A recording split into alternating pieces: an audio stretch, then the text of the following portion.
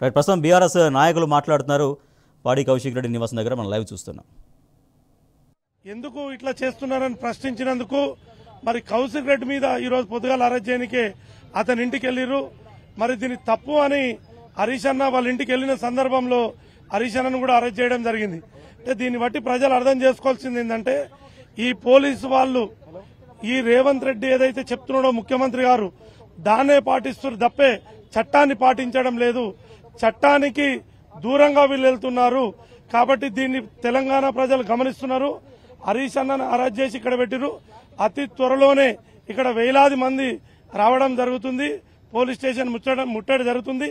ప్రశ్నించే గొంతుకలను ఈ రేవంత్ రెడ్డి ప్రభుత్వం తొక్కుతుందని తెలియజేస్తున్నాం. కాబట్టి మేమందరం కూడా ఇక్కడ వచ్చినాం, ఇంకా వస్తున్నారు. ఇప్పుడే తెలిసింది ప్రజలందరూ కూడా దీన్ని తీవ్రంగా ఖండిస్తున్నాం. ఎవరైతే ప్రభుత్వము తప్పుడు విధానాలను ప్రశ్నిస్తున్నారో మరి వాళ్ళని అరెస్ట్ చేయడం, కేసులను పెట్టడం ఇది ప్రభుత్వానికి పరిపాటిగా మారింది. దీన్ని తీవ్రంగా ఖండిస్తున్నాం. హరీష్ అన్నను అరెస్ట్ చేయడం కానీ, కౌశిక్ రెడ్డి అరెస్ట్ కానీ మరి దీన్ని ఖండిస్తూ జగదీశ్వర్ రెడ్డి గారిని, రాకేష్ రెడ్డిని కూడా మేము ఇంతకుముందు కౌశిక్ రెడ్డి గారి ఇంటికి వెళ్లడం జరిగింది. అక్కడ జగదీశ్వర్ రెడ్డి గారిని, రాకేష్ రెడ్డిని కూడా అరెస్ట్ చేశారు. దీన్ని ఖండిస్తూ మరి ఇప్పుడు అతి త్వరలోనే గచ్చిబౌలి పోలీస్ స్టేషన్ కాడున్నాం. మరి రోడ్డు మీదకి వెళ్లి అతి త్వరలోనే మా వాళ్ళు అందరూ వస్తారు. రాగానే ధర్నా నిరసన కూడా వ్యక్తం చేస్తాం. వెంటనే హరీష్ అన్నను విడుదల చేయాలని కోరుతున్నాం.